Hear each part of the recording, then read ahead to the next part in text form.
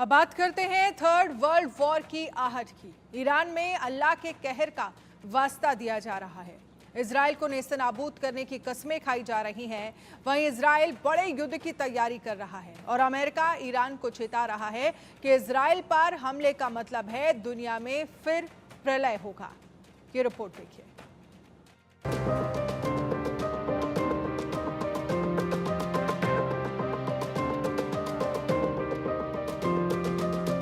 Israel पर हमला मतलब प्रलय। ईरान की बस एक गलती, फिर दुनिया तबाह। मंडरा रहा थर्ड वर्ल्ड वॉर, दहशत में दुनिया। ईरान में अल्लाह के कहर का वास्ता दिया जा रहा है। इजराइल को नेस्तनाबूद करने की कस्में खाई जा रही है। लेकिन अमेरिका ने कहा इजराइल पर हमला का मतलब है दुनिया में प्रलय होगा। ईरान में हमास चीफ इस्माइल हानिया की मौत हो गई थी। ईरान का आरोप है कि हानिया की मौत में इजराइल का हाथ है। ईरान ने इसका बदला लेने की बात कही थी। वहीं अमेरिकी अधिकारी ने कहा इजराइल पर ईरान अगर हमला करता है तो बड़ा प्रलय होगा। इसके विनाशकारी नतीजे होंगे और ये गाजा सीज फायर को भी पटरी से उतार देगा। लेकिन दावा किया जा रहा है कि ईरान नतीजों को दरकिनार कर रहा है और बड़े लेवल पर हमले की तैयारी कर रहा है। जैसे एटमी हथियारों की नुमाइश कर रहा है, मिसाइलों की जांच परख में लगा है, रात में सेना का युद्ध अभ्यास चल रहा है, इजराइल के हमलों से बचने की बड़ी तैयारी कर रहा है। अमेरिका के कुछ अफसरों के हवाले से सामने आई एक रिपोर्ट में कहा गया है कि ईरानी फौज को मिसाइल लॉन्चर ले जाते और सैन्य अभ्यास करते देखा गया है। उसे ईरान की इजराइल पर हमले की तैयारी की तरह देखा जा रहा है। अमेरिका अपने ठिकानों या सहयोगियों पर किसी भी लक्ष्य का जवाब देने के लिए एक कैरियर स्ट्राइक ग्रुप, युद्धपोत और एक लड़ाकू स्क्वाड्रन पश्चिम एशिया में भेज रहा है। ईरान इजराइल युद्ध का मतलब होगा तीसरा विश्व युद्ध तय है। खत्म हो जाएगी दुनिया। महाशक्तियों में फिर भीषण जंग होगी। ईरान इजराइल युद्ध की आशंका से दुनिया सहम उठी है। ईरान हमले की पूरी तैयारी में है, लेकिन डर भी रहा है। वहीं दूसरी तरफ वो बड़े हमले की तैयारी भी कर रहा है। ऐसा लग रहा है जैसे दुनिया के खात्मे की तारीख अब तय है, क्योंकि थर्ड वर्ल्ड वॉर बस होने ही वाला है। इजराइल पर ईरान का होगा हमला। चारों तरफ से घेर कर सकता है हमला। वहीं इजराइल तो ईरान से भी ज्यादा घातक है। इजराइल पर हमले का मतलब होगा अमेरिका को नाराज करना। वहीं ईरान पर भी हमले का मतलब होगा रूस और चीन को नाराज करना। ईरान की एक गलती और दुनिया जंग में जल उठेगी। इजराइल किसी भी हमले का मुंहतोड़ जवाब देगा। अमेरिका और यूरोप के साथ ही ईरान को तबाह करेगा। वहीं रूस और चीन भी अमेरिका और यूरोप को सबक सिखाने को बेताब है। ईरान के कंधे पर बैठकर युद्ध को महाविनाशक बना देगा। ईरान के साथ रूस और चीन, इजराइल के साथ अमेरिका, यूरोप, मिडिल ईस्ट की जंग से दुनिया जलेगी। थर्ड वर्ल्ड वॉर से दुनिया हो जाएगी खत्म। हालात जो बन रहे हैं वो खतरनाक हैं। महाशक्तियों की भिड़ंत से एटमी वॉर तय है। अभी ईरान डिफेंस स्ट्रेटजी पर लीथल प्लानिंग कर रहा है। तो सवाल है कि ईरान कैसे हमला करेगा। मिसाइल ड्रोन से कई तरफा हमला कर सकता है। अमेरिकी सेना पर भी एक साथ हमला करेगा। कई दिनों तक लगातार हमले को अंजाम दे सकता है। ईरान की घातक तैयारी से मिडिल ईस्ट ही नहीं बल्कि पूरी दुनिया में जंग छिड़ेगी। दुनिया में युद्ध के कई और फ्रंट ओपन हो जाएंगे। इजराइल भले ही छोटा देश है, लेकिन सैन्य ताकत में खूंखार है। वहीं अमेरिका जैसी महाशक्तियों का भी इसे साथ है। ईरान तभी हमला करने से पहले पानी पी पी कर सोच रहा है। वो डरा हुआ है। इजराइल पर हमले का मतलब होगा दुनिया को जंग में झोंकना। तीसरे विश्व युद्ध की तारीख नजदीक है। तभी महाशक्तियां हथियारों और मिसाइलों की टेस्टिंग में है। युद्ध नहीं चाहते हुए भी कई देशों को जंग में कूदना होगा। फिर थर्ड वर्ल्ड वॉर का मतलब होगा दुनिया का सर्वनाश।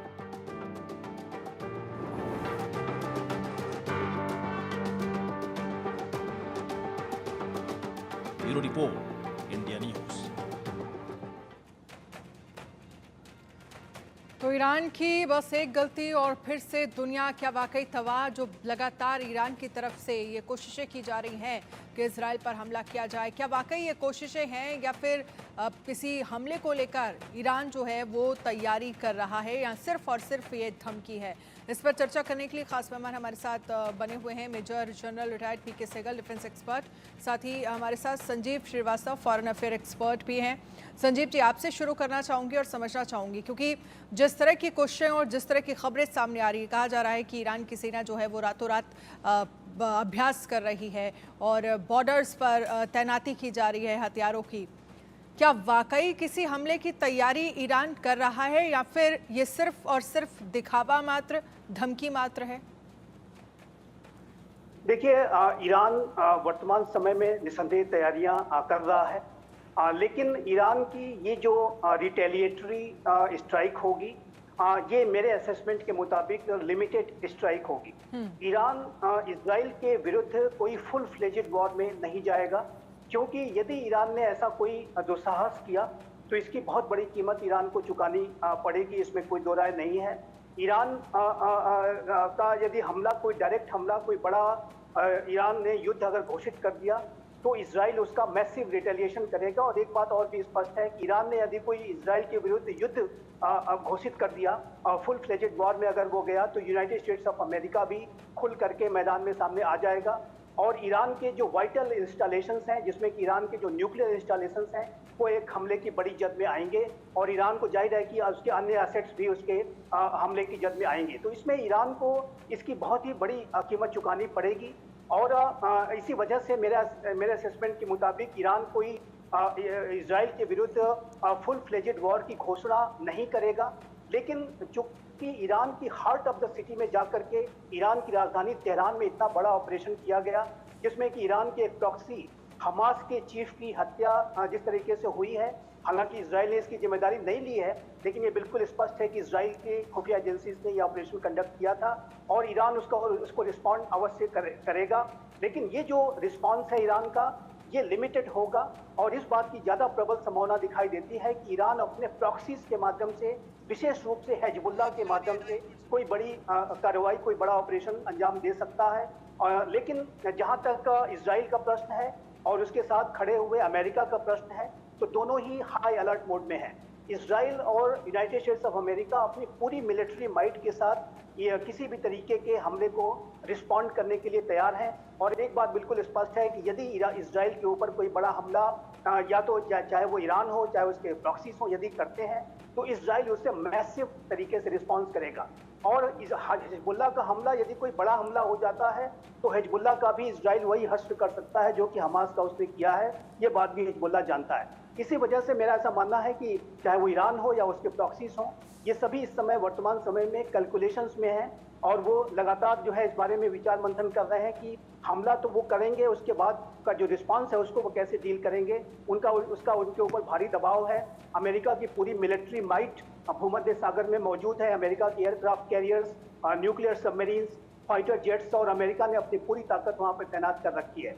और ये भी एक बात अन्य जो इसमें बिल्कुल स्पष्ट रूप से दिखती है कि चाहे वो ईरान की मिसाइल्स हों या हिजबुल्लाह के रॉकेट्स हों, उन सभी को नेस्तनाबूद करने में अमेरिका और इजराइल पूरी तरह से सक्षम है। अभी लास्ट अप्रैल में जो ईरान ने 300 से ज़्यादा जो ड्रोन्स और मिसाइल का हमला किया था, उसको जो है अमेरिका और इजराइल ने मिल करके नाकाम किया था। 60% ईरानियन जो प्रोजेक्टाइल्स थे उसको अमेरिका के एयरक्राफ्ट कैरियर में जो तैनात जो एयर डिफेंस सिस्टम्स हैं उन्होंने उसको ध्वस्त कर दिया था। अमेरिका की फाइटर जेट्स ने भी अनेक मिसाइल्स को मार गिराया था। तो ये जो ईरान के और उसके प्रॉक्सीज के किसी भी हमले को डील करने के लिए और उनके हमले को नाकाम करने के लिए इजराइल और यूनाइटेड स्टेट्स ऑफ अमेरिका पूरी तरह से तैयार हैं। और ये बात ईरान जानता है, ये बात उसके प्रॉक्सीज जानते हैं। इसी वजह से ये सारी स्थितियों को ध्यान में रखते हुए और इजराइल और अमेरिका के जो मैसिव रिस्पांस को ध्यान में रखते हुए ईरान इस समय एक कैलकुलेशन की मोड में है वो लगातार इस बारे में वो विचार मंथन कर रहे हैं कि आखिर वो किस तरह से आगे बढ़े। लेकिन ईरान अपनी जनता को भी दिखाने के लिए और अंतर्राष्ट्रीय समुदाय को भी दिखाने के लिए कि वो कमजोर नहीं है, वो कुछ रिस्पांस अवश्य सकता ठीक है। है। और इस संदर्भ में पीके वो सहगल पूरी तरीके से पीके सहगल जी, जिन बातों का जिक्र संजीव जी कर रहे हैं कि सिर्फ और सिर्फ अपने अंतर्राष्ट्रीय सहयोगियों को ये दिखाने के लिए कि हम भी हमला कर सकते हैं, क्या हमला ये सिर्फ इसलिए होगा ईरान की तरफ से और तैयारियां इसलिए हो रही हैं, और साथ ही वो कह रहे हैं कि उतना बड़ा हमला करने की कोशिश नहीं होगी जिसका हम जिक्र कर रहे हैं, जिस तरह की खबरें आ रही हैं, हमला बहुत नॉर्मल होगा, और दूसरा ये कि फिर इजराइल की तरफ से भी तो रिटेलिएट होगा और उससे कैसे निपटा जाए इसको लेकर भी प्लानिंग कहीं ना कहीं ईरान कर रहा होगा। देखो, हम केवल स्पेकुलेट कर सकते हैं ईरान क्या करेगा, किस समय करेगा, कितने बड़ा पैमाने पर करेगा, ये तो समय बताएगा। लेकिन ईरान के जो अली खमेनी है, उन्होंने 72 आवर्स पहले कहा कि अगर ईरान कार्रवाई नहीं करता तो उनको डिवाइन राथ का सामना करना पड़ेगा। यानी दूसरे लफ्ज़ों में साफ शब्दों में कहा है कि ईरान बहुत बड़े पैमाने पर कार्रवाई करने जा रहा है और ये कार्रवाई मल्टी फ्रंट होगी, मल्टी प्रोंग्ड होगी। पिछली बारी जो उन्होंने 300 ड्रोन का जिक्र किया है, वो ड्रोन गए थे सऊदी अरेबिया के ऊपर से, जॉर्डन के ऊपर से, यूएई के ऊपर से, जो इजराइल के साथ दोस्ताना रिश्ते रखते हैं। 60% हम शूट कर गए थे, बाकी रेड सी की तरफ से। इस बारी जो हमला होगा वो इराक के माध्यम से, सीरिया के माध्यम से, लेबनान के माध्यम से। ये जो फ्रेंडली फोर्सेज हैं जो इजराइल की मदद कर रही थी, किसी प्रकार से किसी को डिटेक्ट करके डिस्ट्रॉय नहीं कर पाएंगी। जहाँ तक अमेरिका का ताल्लुक है, अमेरिका भी उतने बड़े पैमाने पर इनके खिलाफ कार्रवाई नहीं कर पाएगा। और अगर इजराइल को बहुत बड़े पैमाने पर तबाही होती है तो मेरे मुताबिक ये गलती केवल और केवल नेतन्याहू कर रहे हैं अपनी कुर्सी और अपने सर्वाइवल के लिए। जिस माफी की उन्होंने हवानियत की है गाजा वगैरह में, और जिस माफी की हवानियत वो कर रहे हैं मिडल ईस्ट में, वो वास्तव में उनको पनिशमेंट मिलनी चाहिए। और अमेरिका भी साफ तौर पे जानता है, अमेरिका ने बड़ा प्रेशर डाला है। America, Canada, France, Britain, Germany, पांचों देश मिलकर इनको बार बार कह रहे हैं कि आप ईरान को कि आप हमला मत कीजिए, हम पक्का यकीन कर रहे हैं कि गाजा में सीज फायर हो जाएगा। ईरान ने साफ तौर पे कहा है सीज फायर और नो सीज फायर, ये हमला तो हम जरूर करेंगे। और मैं ये भी साफ दर्शाना चाहता हूँ कि पूरी दुनिया इफेक्ट जरूर होगी, लेकिन कोई थर्ड वर्ल्ड वॉर का खतरा नहीं है, कोई एटॉमिक वेपन्स यूज का खतरा नहीं है। ईरान ने कुछ दिन पहले उनके एक मंत्री ने साफ तौर पे ओपन स्टेटमेंट घोषणा कर दी थी कि हमने न्यूक्लियर वेपन्स अख्तियार कर लिए।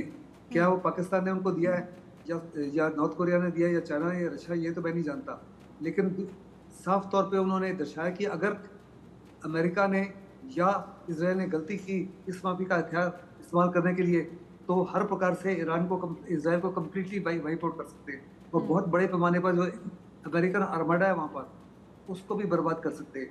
जहाँ तक अमेरिका का ताल्लुक है, अमेरिका जो किसी प्रकार से एक भी सैनिक को ग्राउंड पर नहीं उतारेगी, क्योंकि वो खास करके इलेक्शन नवंबर में एक भी बॉडी बैग एक्सेप्ट करने के लिए उनके लोग तैयार नहीं है। ऐसे में केवल और केवल हवाई हमले और मिसाइल हमले होंगे, जिसके लिए हर प्रकार की तैयारी ईरान कर रहा है। एक बार ईरान की तरफ से पूरी तैयारी जब हो जाएगी तो यकीनन ईरान हमला करेगा। अमेरिकन इंटेलिजेंस साफ तौर पे कह रही है कि विद इन द नेक्स्ट 24 और 48 आवर्स या इस हफ्ते में हमला हो सकता है। तमाम कोशिशों के बावजूद ये हमला ज़रूर होगा, क्योंकि मेरे मुताबिक गलती ईरान नहीं कर रहा, गलती तमाम दुनिया के समझाने के बाद, हमारे प्राइम मिनिस्टर ने भी नेतन्याहू से बात की है, उसको समझाने के बावजूद नेतन्याहू जो है वो सीज फायर के लिए तैयार नहीं है। वो ऐसी शर्तें रखते हैं जिससे लड़ाई ख़त्म ना हो, क्योंकि उनको साफ तौर पर मालूम है जिस दिन लड़ाई ख़त्म हुई या जिस सीज फायर हुआ उनकी कुर्सी गिर जाएगी और वो शायद जेल में जाएंगे, उनके ऊपर बड़े करप्शन केसेस हैं। इसीलिए वो नहीं चाहते किसी प्रकार से कि लड़ाई ख़त्म हो।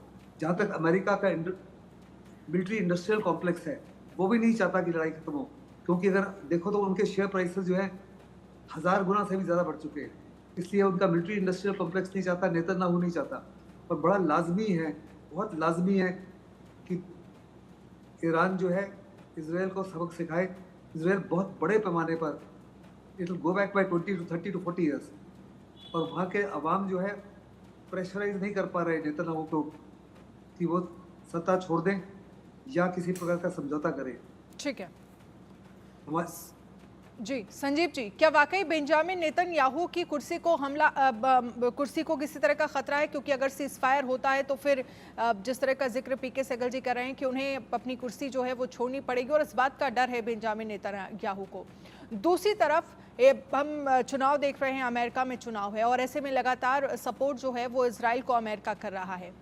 अगर ये ईरान की तरफ से हमला होता है, फिर इजराइल ईरान पर अगर हमला करता है, तो किस तरह का और क्या असर इस चुनाव में पड़ता हुआ नजर आएगा?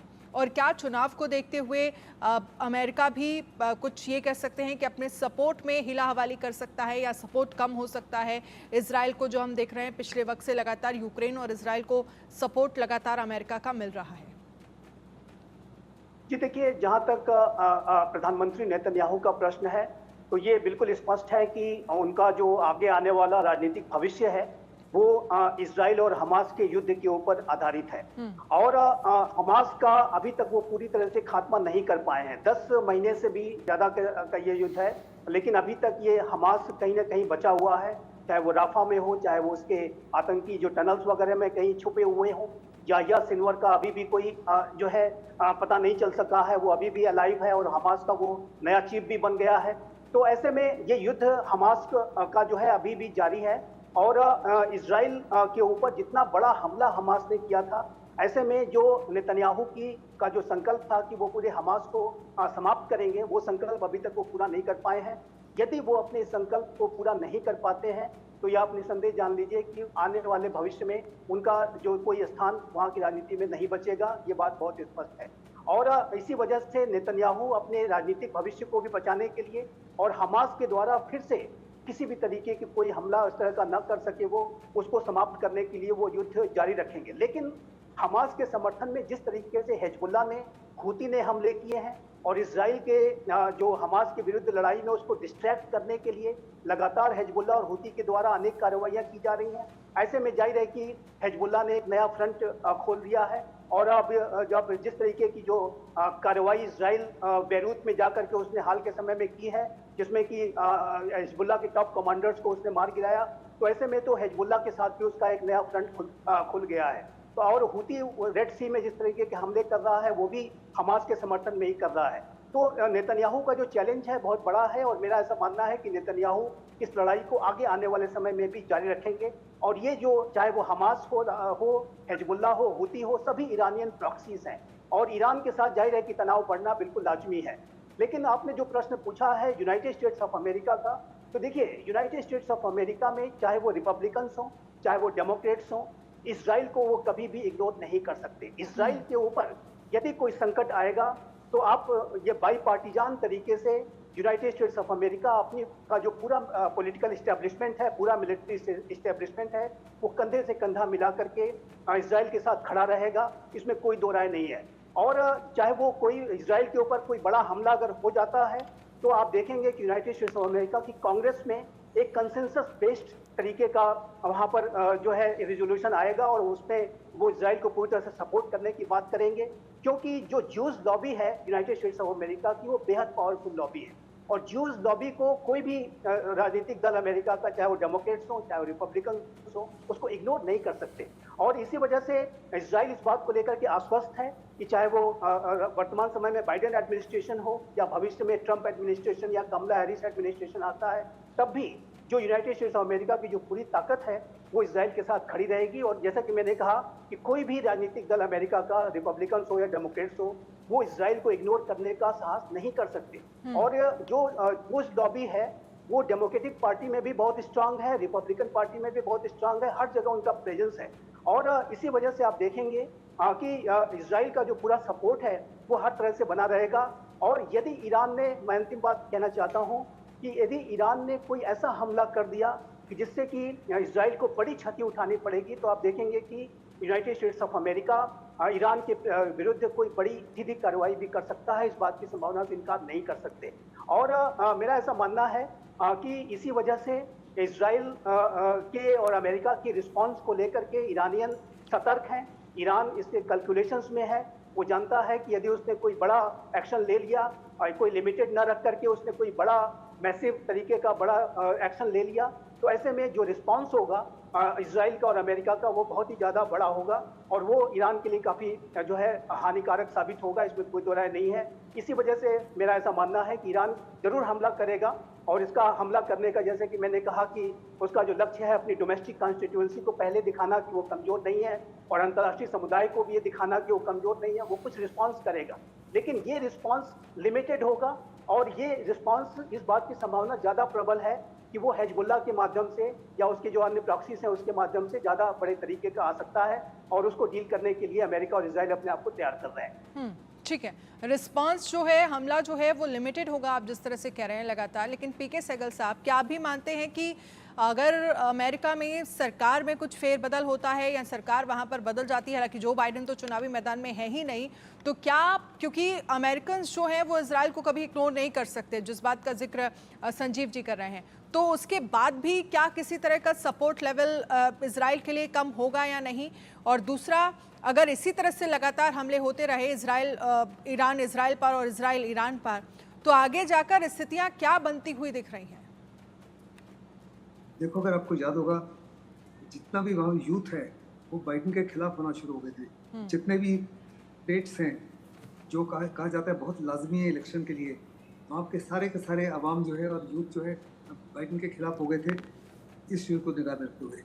और अभी जब लेटेस्ट ये नेतन्याहू जब अमेरिका में गए थे, उस समय बड़े साफ शब्दों में कमला हैरिस ने उनको कहा कि हम चाहते हैं कि आप ये युद्ध विराम कीजिए, सीजफायर कीजिए, और अगर आपकी तरफ से इसी माफी के हमले होते रहे और इसी माफी की कार्रवाई होती रही तो उसने she use a very strong language कि I will not remain silent. यानी दूसरे लफ्ज़ों में साफ तौर पे दर्शाया गया कि अमेरिका का सपोर्ट जो है कम हो सकता है, क्योंकि America he I will blame ये जो कार्रवाई जिस माफी नेतन्याहू कर रहे हैं, इसके पीछे नेतन्याहू एक हवानियत कर रहे हैं, बड़े शैतान हुए हैं, और दूसरा बड़ा शैतान अमेरिका है। अगर अमेरिका उनको उतने वेपन्स नहीं दे, अभी कुछ दिन पहले उन्होंने कहा, पहले हमने कहा कि $3.5 बिलियन के देंगे, अभी जब ये उनको साफ तौर पे नजर आया कि ईरान हमला कर सकता है तो कह रहे हैं $20 बिलियन की और एड देंगे मिलिट्री एड। ठीक है, ठीक है पीके सहगल सर, कमी इस समय, ठीक है, बोलिए सर।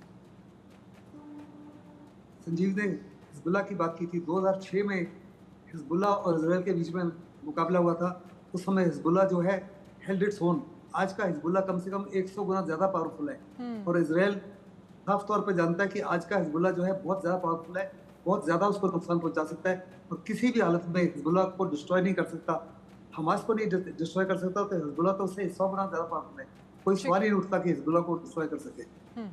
बहुत बहुत शुक्रिया सर हमारे साथ जुड़ने के लिए। संजीव जी, आपका भी बहुत बहुत शुक्रिया इस चर्चा में शामिल होने के लिए। एक छोटे से ब्रेक लिए रुकेंगे, ब्रेक के उस पार इंडिया न्यूज़ पर खबरों का सिलसिला लगातार जारी है, आप बने रहिए इंडिया न्यूज़ के साथ।